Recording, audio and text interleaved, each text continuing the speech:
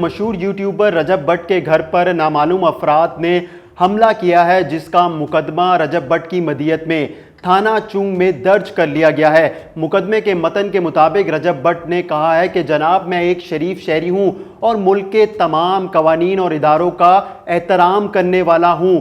मैं 24/6/2025 को अपने दोस्तों के साथ घर से बाहर मौजूद था कि 9:45 पर मेरे घर पर नामालूम अफराद ने गोलियां चला दी, जिसकी जद में आकर एक आवारा कुत्ता हलाक हो गया। घर की दीवार और दरवाजे को भी नुकसान पहुंचा है। जब घर वालों ने रजब भट्ट को इतला दी तो रजब भट्ट ने फौरन 15 पर पुलिस को इतला दी कि उनके घर के ऊपर नामालूम अफराद ने गोलियां चला दी हैं।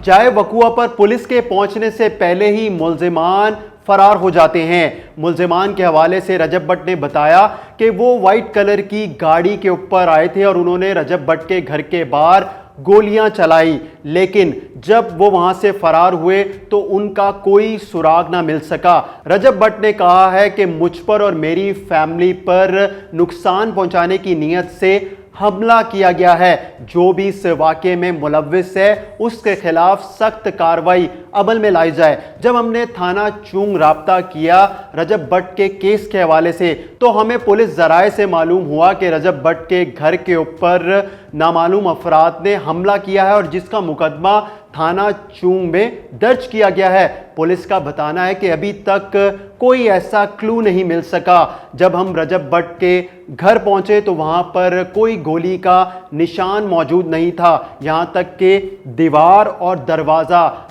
दोनों साफ थे।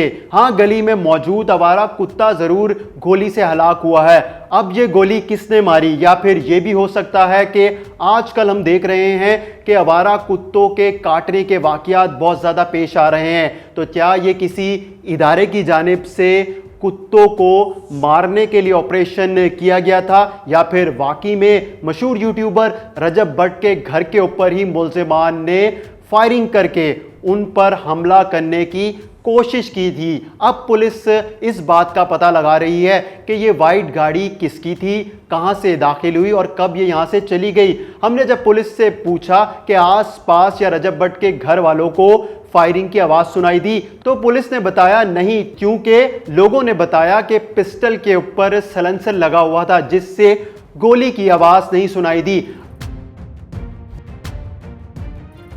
अब मशहूर यूट्यूबर रजब भट्ट जिस सोसाइटी में रहते हैं उसमें तो सिक्योरिटी भी बहुत ज़्यादा सख्त है, यानी कि जब कोई उस सोसाइटी में दाखिल होता है तो वहाँ पर सिक्योरिटी गार्ड्स मौजूद हैं, कैमरे लगे हुए हैं और पूछा जाता है कि आपने कहां पर जाना है। जब वो फायरिंग करके सोसाइटी से बाहर फरार होते हैं तो क्या उस वक्त भी सोसाइटी के कैमरों में नहीं आए होंगे? क्या रजब भट्ट के घर पर भी कैमरे मौजूद नहीं हैं? जब पुलिस से हमने सब चीज़ें पूछी तो पुलिस ने कहा कि अभी तक तो कोई भी सुराग नहीं मिल सका कि रजब भट्ट के घर कौन आया और किसने फायरिंग की। अलबत्ता रजब भट्ट ने मुकदमा ज़रूर थाना चुंग में दर्ज करवाया है, जिसके ऊपर मज़ीद तहकीकात का अमल भी जारी है। हमें इजाज़त दीजिए, खुदा हाफिज़।